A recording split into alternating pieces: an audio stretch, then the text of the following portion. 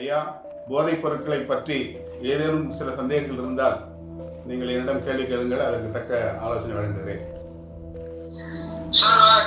வணக்கம் சார். வணக்கம் sir.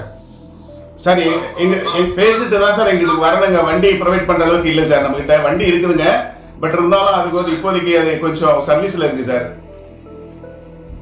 Okay sir, நாங்களே கூட ஒரு ஆம்புலன்ஸ்ல போட்டு அனுப்பி வைக்கிறோம் சார். ஏதாவது ஓகே சார். ஓகே. குடும்பம் நல்லா இருக்கும்ல சார். நாலு குடும்பத்தை நல்லபடியா பண்ணி விட்டா அந்த குடும்பம் நல்லா சார். நிச்சயமா என்னுடைய பணியே கிட்டத்தட்ட ஒரு 30 ஆண்டு காலமா நான் வந்து இதை தான் சார் செஞ்சுட்டு இருக்கிறேன். அதாவது alcohol abuse, drug abuse, smoking addiction, இதுதான் சார் பண்ணிட்டு இருக்கிறோம். நான் என்னுடைய specially work for the prevention of alcoholism sir.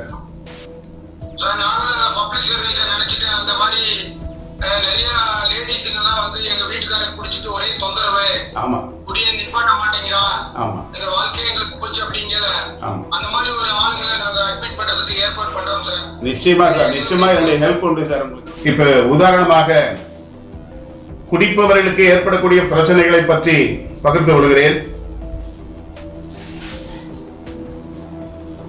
வயிற்றில் வேதனை, வயிறு உப்பியது போன்ற உணர்வு, நெஞ்சில் தொடர்ந்து எரிச்சல், பசியின்மை, வயிற்று பிரட்டல், வாந்தி, புளியேப்பம், இதை சுருக்கமாக கேஸ்ட்ரைட்டிஸ் என்று சொல்லுவோம். அடுத்தது ஒரு சில பேருக்கு மேல் வயிற்றில் வலி, எரிச்சல், சில சமயங்களில் நெஞ்சு வலி, இடையிடையே சிறிது வலியற்ற நேரங்களில் பசியின்மை, எடை குறைதல், புளிப்புச்சுவையுடன் வாந்தி, வாந்தி எடுத்தவுடன் வலி குறைதல், வாந்தியில் ரத்தம், ஆபத்தான நிலைமை, மலம் கருப்பு நிறமாக வெளிப்படுதல். குடிச்சு குடலெல்லாம் புண்ணாயிருச்சுன்னா அந்த மோஷன் கூட கருப்பா வரும் சார்.